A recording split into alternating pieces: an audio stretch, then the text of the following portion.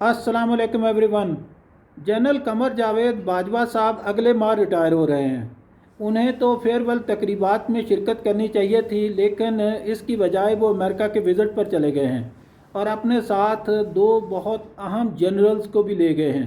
एक जनरल तो उनमें वो हैं जो गैंग ऑफ फोर का, जिसने इमरान खान की गवर्नमेंट के ख़िलाफ़ रिजीम चेंज ऑपरेशन किया था, उसका हिस्सा है, और दूसरे जनरल साहब खुद हैं। तो उस गैंग ऑफ फोर में से दो लोग इस वक्त अमेरिका में हैं। पेंटागन में यूएस मिलिट्री के बहुत अहम ऑफिशियल से उनकी मुलाकातें हो रही हैं। लैंगली में जो सीआईए का हेडक्वार्टर्स है, वहाँ बहुत अहम ऑफिशियल से इनकी मुलाकातें तय हैं। सवाल ये पैदा होता है कि अमेरिका कभी भी जो going out going army chief है उनसे मुलाकात को तरजीह नहीं देता। उनके पास तो इतना ही वक्त ही नहीं होता कि वो ऐसी बेकार मुलाकातों में ज़ाया करें और ऐसे लेम डक ऑफिशियल पर जो अगले माह रिटायर हो रहा हो। तो उन्होंने इस विज़िट को क्यों कबूल किया और जनरल साहब का वहाँ जाने का मकसद क्या है, ये वो सवालात हैं जिनकी मैंने जानने की कोशिश की है। मैंने इसके बारे में बहुत दोस्तों से अमेरिका में भी बात की और पाकिस्तान में भी और दूसरी जगहों पर भी। तो जो मंजरनामा सामने है वो बड़ा तशवीशनाक है। मुझे पता चला है कि जनरल कमर जावेद बाजवा साहब अमेरिका में पाकिस्तानी बिजनेस कम्युनिटी से भी मिल रहे हैं, पाकिस्तानी इन्वेस्टर से मिल रहे हैं। जब आप आर्मी चीफ की हैसियत से एक माह बाद रिटायर हो रहे हैं तो इन मुलाकातों का क्या मानी है। इन मुलाकातों से तो ऐसा लगता है कि वो कुछ लंबी प्लानिंग कर रहे हैं, अगले माह जाने का सोच नहीं रहे। और जो पेंटागन्स में मीटिंग्स हैं उससे भी ऐसा लगता है कि जनरल साहब कोई बड़ी ऑफ़र लेकर गए हैं कि अगर वो ऑफ़र अमेरिकन मिलिट्री कबूल कर ले तो वो फिर रिटायरमेंट को भूल जाएं और अपनी एक्सटेंशन लेने का सोचें।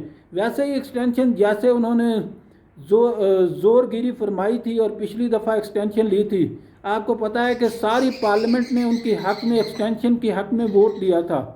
तो उन्होंने ये एक्सटेंशन ज़बरदस्ती ली थी, किसी ने, प्राइम मिनिस्टर इमरान खान ने उन्हें नहीं दी थी, पूरी अपोजिशन उसमें शामिल थी। उससे ये भी पता चलता है कि जनरल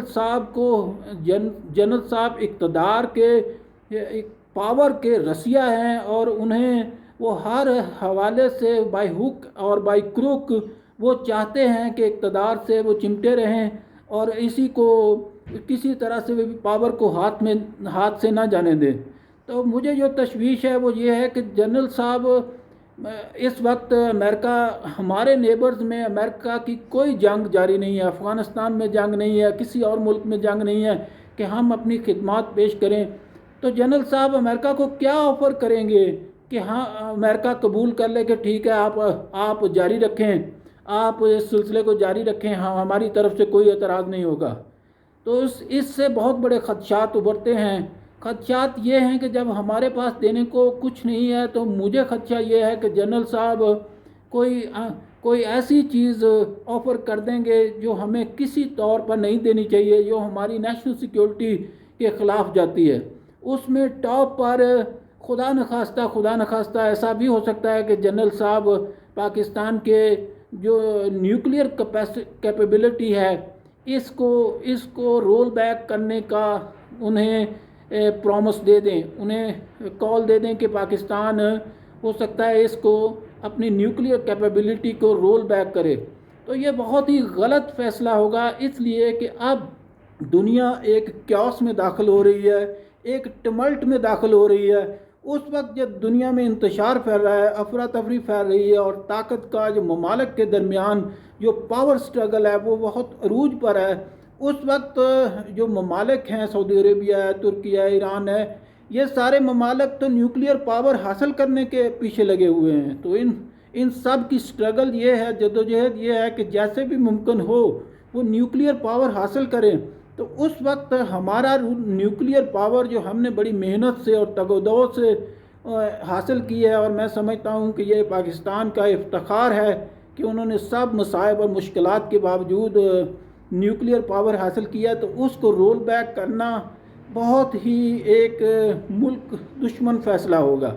लेकिन अल्लाह ना करे कि ये सच हो, लेकिन मुझे इसलिए तशवीश हो रही है कि हमारे पास जब देने के लिए कुछ नहीं है तो जनरल साहब को अगर इक़्तिदार की इतनी ही लस्ट है, इतनी ही हवस है, तो वो कुछ भी खुदा न खास्ता कर सकते हैं।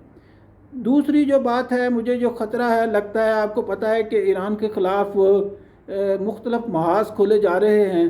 तो एक तो कुर्दिस्तान की तरफ महाज खोला जा रहा है और दूसरा पाकिस्तान में, जो पाकिस्तान के साथ बलूचिस्तान लगता है, वहाँ भी खोला जा रहा है। तो खुदा न खास्ता ऐसा ना हो कि पाकिस्तान या हमारे जो लोग हैं वो इस प्रॉक्सी वार का ईरान के ख़िलाफ़ भी हिस्सा बन जाएं। तो ये एक बड़ी ख़तरनाक और तशवीशनाक डेवलपमेंट हो सकती है कि हमारे आर्मी चीफ साहब अपनी इक़्तिदार के लिए वो अमेरिका की किसी और प्रॉक्सी वार का भी हिस्सा बन जाएं। तो इसलिए मुझे लगता है कि ये विज़िट बहुत ख़तरनाक है और ये हमारे लिए बहुत बड़े मसाइल पैदा कर सकता है। मुझे ये भी पता चला है कि जनरल साहब की न्यू जर्सी स्टेट में काफ़ी सारी प्रॉपर्टीज़ हैं और मैंने उनको जानने की कोशिश की है कि कितनी प्रॉपर्टीज़ हैं, कितनी मालियत के उन्होंने प्लाट वहाँ ख़रीद रखे हैं और हाउसेस बना रखे हैं। लेकिन मुझे बताया गया कि क्योंकि उन्होंने ये प्रॉपर्टीज़ ऑफशोर कंपनीज़ के थ्रू ख़रीदी हैं, तो किसी तरह से भी इसका अंदाज़ा नहीं लगाया जा सकता कि उनकी तादाद कितनी है और मालियत कितनी है। काफ़ी अरसा से मुझे लग रहा था कि जनरल साहब चुप करके बैठे हुए हैं और मौके की ताड़ में हैं। वो देख रहे हैं कि कब अमेरिका को उसकी ज़रूरत पड़ जाए और वो सारे जैसे जमहूरी सिस्टम को लपेट दें, या जमहूरी सिस्टम को लपेट दें और ख़ुद इक़्तिदार पर काबिज़ हो जाएं, या वो जो जमहूरी सिस्टम जो उन्होंने मेक शिफ्ट अरेंजमेंट बनाया है उसे मजबूर करके दो साल की और एक्सटेंशन ले लें, 2 साल की, 3 साल की। उसके बाद हो सकता है उनके कोई और लंबे प्लान हो। तो मैं सोच रहा था कि काफ़ी अरसा से जनरल साहब ना इस ताड़ में बैठे हुए थे। खुदा ना करे, मुझे ऐसा खदशात हैं कि उन्हें हो सकता है ये फुर्सत या अपॉर्चुनिटी मिलने वाली है कि अमेरिका उनको कंटिन्यू करने का खुदा न खास्ता कह सकता है। उसकी एक वजह और भी है, वो ये है कि यूक्रेन वाली जो जंग है वो लगता है रूस, साफ समझ आती है कि रूस जीत रहा है, लेकिन रूस के ख़िलाफ़ बहुत प्रोपेगेंडा शुरू हो गया है कि रूस यूक्रेन में न्यूक्लियर वेपन्स इस्तेमाल करना चाहता है। आप न्यूक्लियर वेपन्स उस वक्त तो इस्तेमाल नहीं करते जब जंग जीत रहे हों।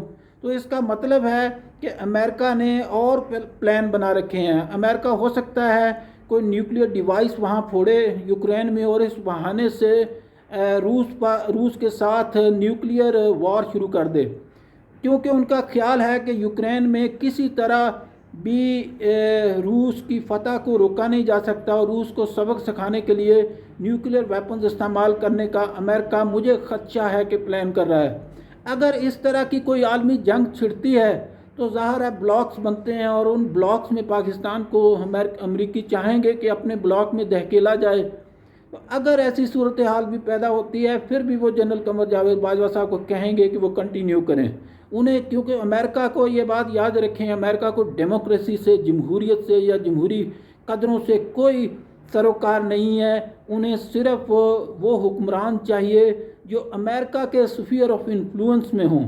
जो अमेरिका के स्फीयर ऑफ इन्फ्लुएंस से बाहर हों वो हुक्मरान उन्हें नहीं चाहिए, चाहे वो जमहूरी हों, डेमोक्रेटिक हों या अनडेमोक्रेटिक हों।